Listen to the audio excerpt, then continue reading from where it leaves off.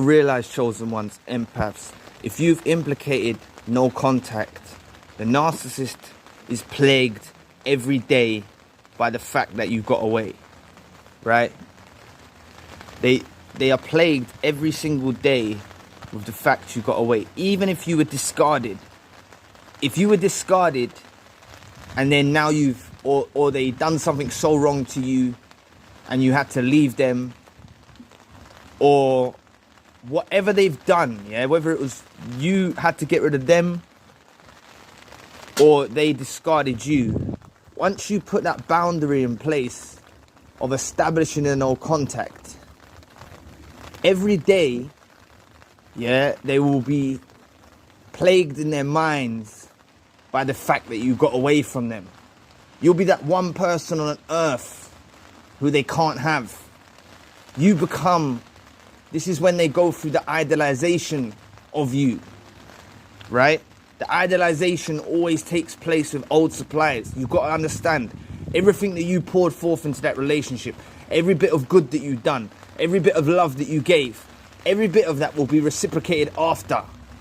Because at the time, they're just soaking it up like supply.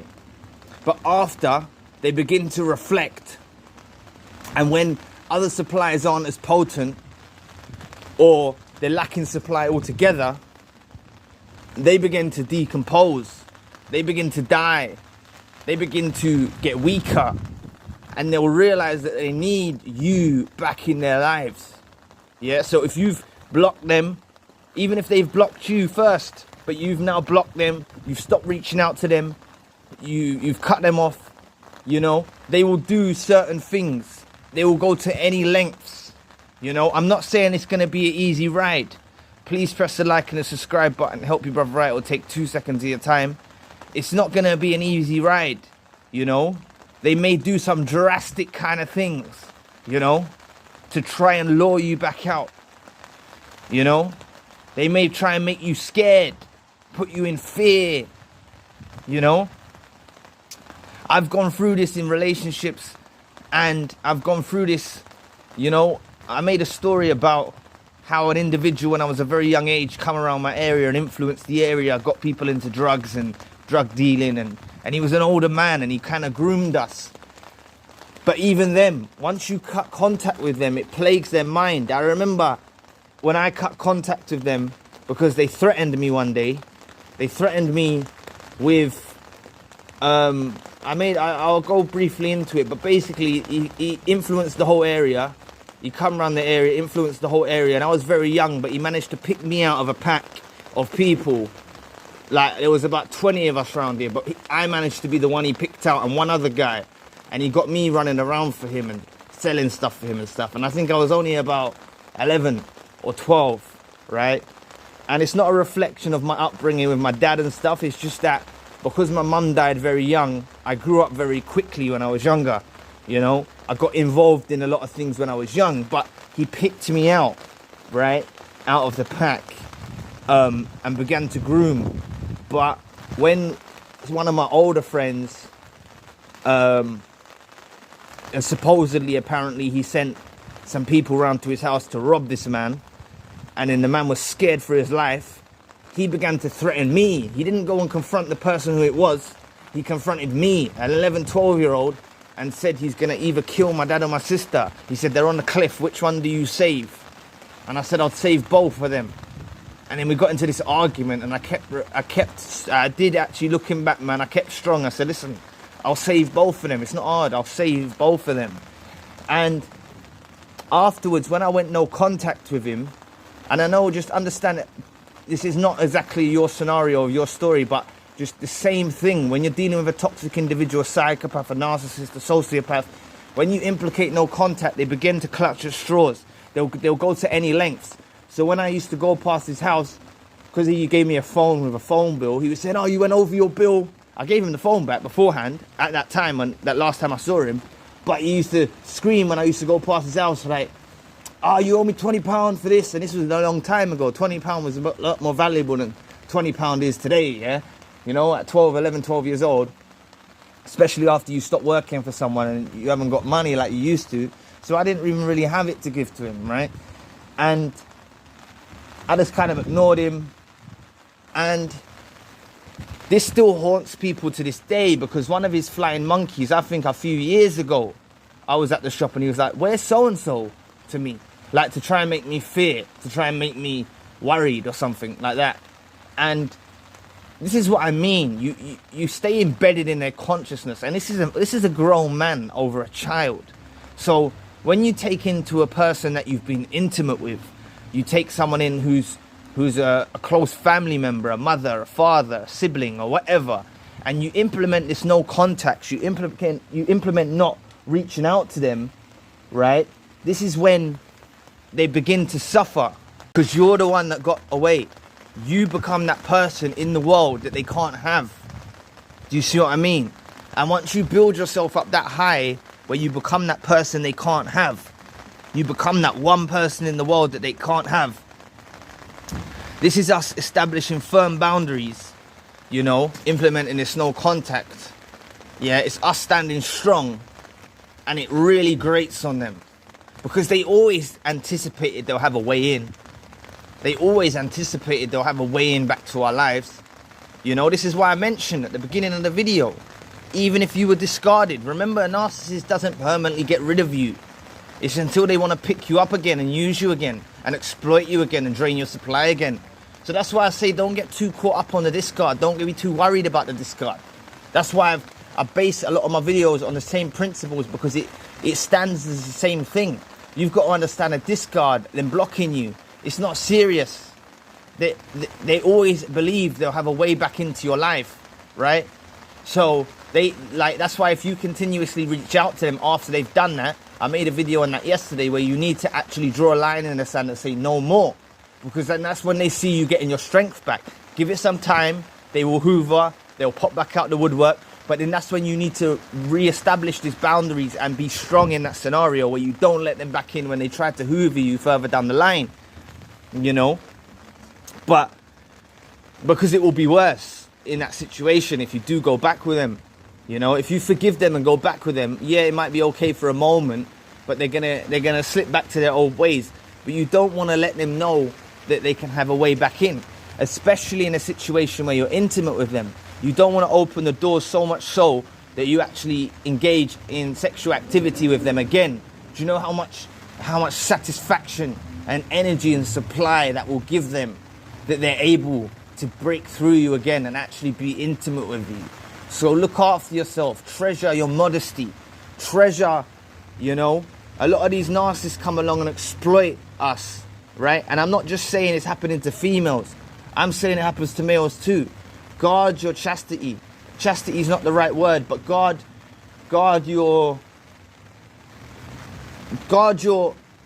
areas from these types of individuals. And if someone worthy, who's loving and empathetic comes along, then obviously dwell in something that's like tranquil, and dwell in a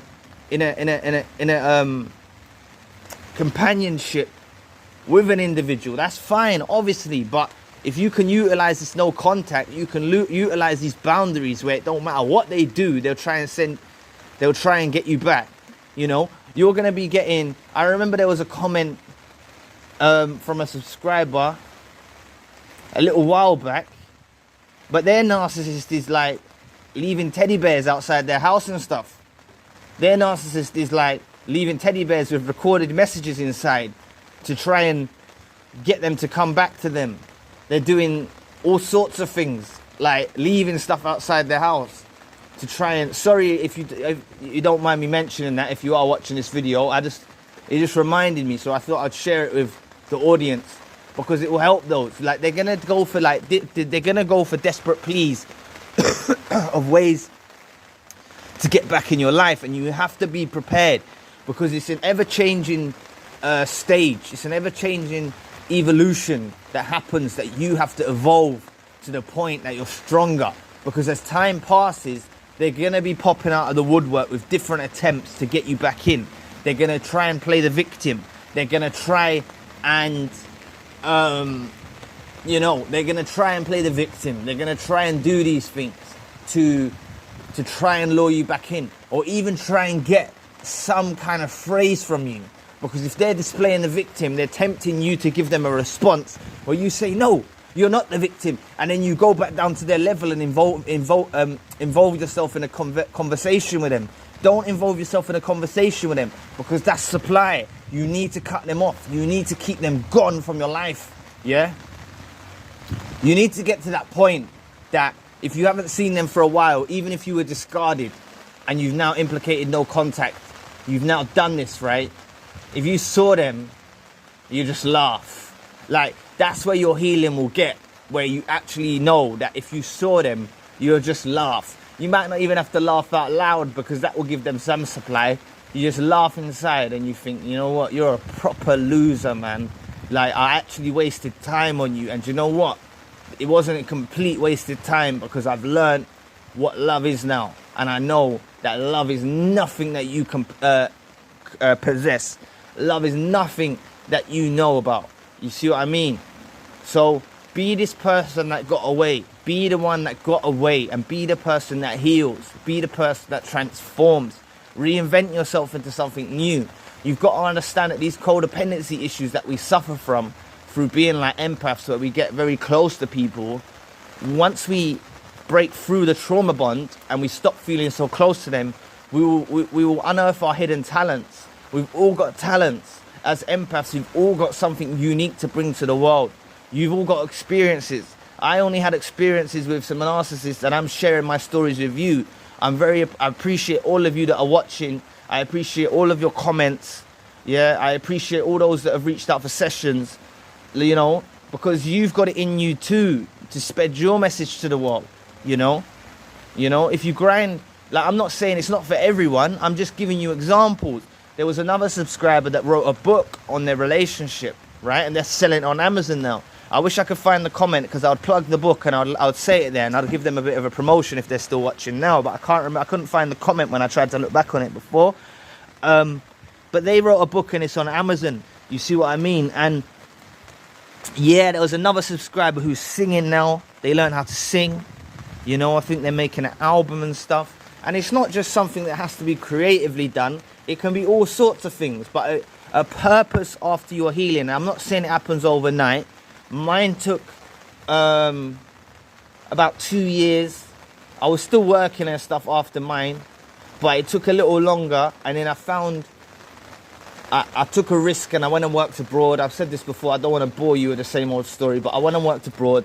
And also then the coronavirus broke out, so I was only out there for about 3-4 months. But then I come back and I started up an e-commerce business. And when I found myself finding myself busy doing things like that, you know, like, I didn't have time to think of the narcissist, and I felt like I would have never done these things had I been with them. You know what I mean? Because they never wanted me to work abroad. They'll think I'll cheat. They were just projecting their own insecurities about them cheating and stuff like that. They're projecting it onto me, right? Well, it's not like 100% even know that they cheated, but we know narcissists do cheat and they indulge in promiscuity, so we know what they're about, yeah? But just know, man, like, just be that person. You're now that person where they can't get back in. They always thought they would have a way back in your lives. As I'll repeat again, they always thought there would be an entry point to get back into your lives. This is why no contact is so powerful. It is so powerful. Oh, sorry, I just realized this is going to be affecting the sound. I hope the rainfall doesn't affect the sounds too much, but it's proper rain in here. But anyway, let me leave the video there, yeah? Just remember, they always thought they could get back into your life. So if you utilize no contact in all forms and block them and don't let them back in, and certainly don't let them back in the door of your house, and certainly don't let them in your bedroom, then, you know, power's in your hands. So anyway, I'll leave the video there. Thanks for watching today, and please press the like and the subscribe button. And if you want a one-to-one session, you can find the details in the description box. Anyway, I'll catch you all soon. Peace.